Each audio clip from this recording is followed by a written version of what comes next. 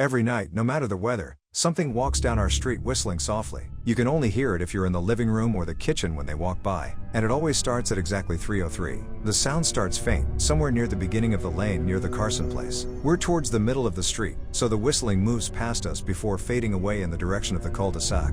When I was younger, my sister and I would sneak into the kitchen some nights to listen. Mom and Dad didn't like that, and we'd catch hell if they found us out there, but they were never too hard on us, since we always stuck to the one big rule: don't try to look at whatever was whistling. My neighborhood is a funny place. I've lived here since I was 6 and I love it. The houses are small but well kept, good-sized yards, plenty of places to roam. There are a lot of other kids here my age. I turned 13 back in October. We grew up together and would always play four square in the cul-de-sac or roam around from back porch to back porch in the summer. This was a good place to grow up. I'm old enough to see it. And there's only the two strange things here: the night whistling and the good luck.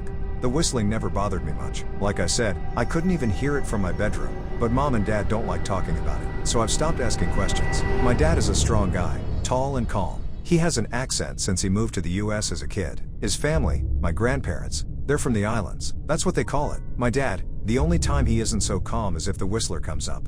He talks a little quicker then, eyes move faster, and he tells us not to think about it so much and to always remember the one rule, the big rule: don't try to look outside when the whistler goes past.